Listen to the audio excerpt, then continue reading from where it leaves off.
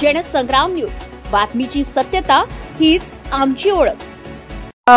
नामांकन याचा जो आहे शेवटचा दिवस आज आहे आणि या शेवटच्या दिवशी मध्ये आपण सध्या जे आहे नव्याने बनलेल्या प्रभाग क्रमांक 12च्या नागरिकांसोबत आहोत आणि या इतवारा परिसरात नेमक्या काय समस्या आहेत ह्या आपण इथे उपस्थित महिलांच्या माध्यमातून आपण जाणून घेणार आहोत। काय वाटतं आपल्या परिसरात जे या अगोदरचे नगरसेवक होते यांनी विकास केलेला आहे का? नाही। कुठल्या प्रकारच्या काय समस्या आहेत आपल्या परिसरामध्ये असं तुम्हाला वाटतं? कचरा गाडी येत नाही, झाडणेवाला येत नाही, तिथे जिना तुटलेला आहे, आतापर्यंत तो जिना बनवण्यात आला नाही, त्याला बघितलंही नाही, लोकांना चालायला रस्ता नाही आहे, कसं करणार? काय काम आहे नगरसेवकाचं? पाण्याचे नळ चौकीकडून पाणी भरायला लागते, आम्हाला नळही नाही देत आहे। आमच्या वार्डामध्ये मेंबर येऊन काही पाहत नाही, विचारत नाही आणि कोणत्या समस्या आहे म्हणून ह्या काही कळून घेतही नाही।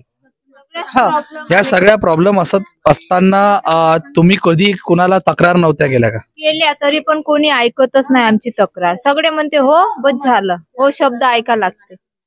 शब्द जो तुम्ही म्हणता की फक्त ऐकावे लागतात, त्या हिशोबाने काय वाटतं आता ज्या परत निवडणुका आलेल्या आहेत, जुने नगरसेवक कोण होते आणि आता नवीन येणारे जे नगरसेवक आहेत ते कोण असायला पाहिजे असं तुम्हाला वाटतं? रामू आले पाहिजे आता, लष्कर रामू लष्कर यायला पाहिजे। आमच्या वार्डातून रामू लष्करचा मुलगा तो उभा वस्तीतला असल्यामुळे आम्हाला असं वाटते की एक चान्स त्यांना द्यावा। जुने नगरसेवक कोण होते आणि त्यांच्यापर्यंत ह्या सगळ्या गोष्टींच्या तक्रारी घेऊन गेल्यानंतर त्यांच्या नेमक्या प्रतिक्रिया काय? नोटच नाही भेटले आम्हाला, ते पर्ची बी नाही दे कायची, म्हणते ते प्रमाणपत्र बी मागितलं। कोण नगरसेवक आहे? जग्गेसे महादेवपुरातला। तिथे गेल्यावर तो आम्हाला काही विचारत सुद्धा नाही, आमच्यासोबत बोलणं सुद्धा करत नाही। वार्डात तर एकदा पण नाही आलेला आहे तो, आणि फक्त तो जेव्हा वोट घ्यायचे होते तेव्हाच यायचा। आता सध्या नव्याने जे उमेदवार या परिसरातून उभे आहेत प्रभाग क्रमांक 12 मधून, याबाबतची काही कल्पना आहे का? नेमके कोण उमेदवार या परिसरातून उभे आहेत? आमच्या परिसरातून जसं रामू लष्कर शरद आडे आहे आणि ते इकडले ते मोमेडियन कोणतरी आहे, पण आम्हाला असं वाटते की आमच्या परिसरातून आम्हाला रामू लष्कर याव आणि त्याला एक चान्स द्यावं असं आम्हाला असं वाटते। रामू लष्कर यांना ही संधी मिळायला पाहिजे असं तुमचं थेट मत आहे।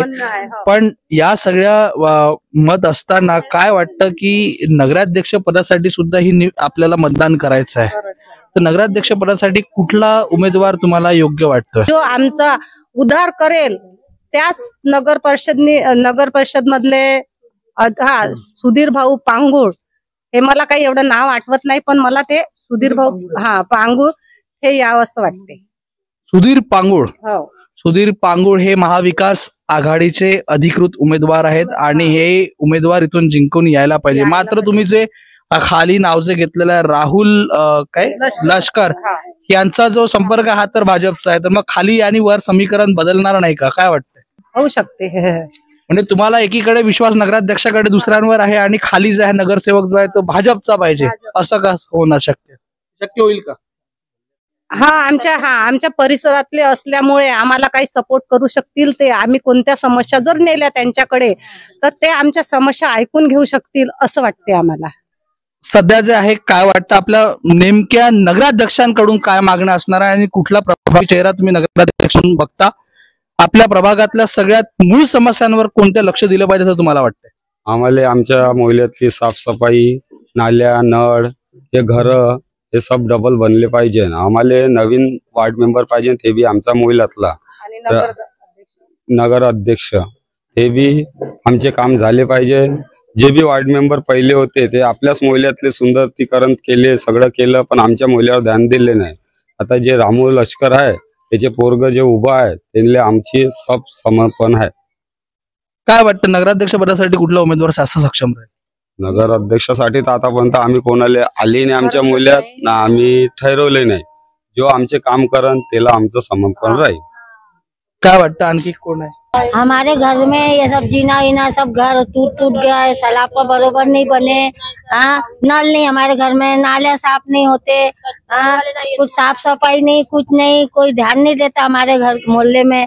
हाँ, जो हमारे मोहल्ले का है उसको तुमने वो ही हमारा उम्मीदवार रहेगा, जो आपकी समस्या समझ के लेगा और जो यहाँ पे उपलब्ध होगा वही यहाँ का उम्मीदवार बनेगा। जिना पडला, नळची पाईपलाईन नाही टाकली, आता जुनी पाईपलाईन बंद होईल तर आम्ही पाणी कुठं भराव, कचऱ्याचे झाडूवाल्या नाही येत, कचरा आहे पा बद आम्हाला नाल्याकडे डोक्यान नेऊन फेका लागते, हे बद घर गळते, हे पा आता काही दिवसांनी पडते, हे बा पाहून घ्या, पायऱ्या पडल्या, तिकडला जिना बंद पडून आहे, कचरा उचलला नाही कोणच, आम्ही काय नाही उचला। घर कोणी नगर परिषदने बांधून दिले होते का? हो, कधी बांधलेले घर आहे ते? आता हे बाप्पा आमच्या त्या टॅक्स रशीदवर असत, आम्हाला समजत नाही। तुम्ही टॅक्स भरता?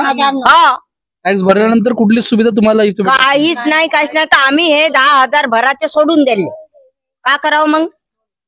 टॅक्स नाही भरत ना, मग आम्ही 10,000 बी नाही भरले, 7,000 भरून आहे, हे करतच नाही काही। हे इकडलं पाणी तिकडं जाते, कोणाच्या अंगणात जाते, काही जाते, पदाड घर गळते, बरसातीत असे हे घरून बसा लागते।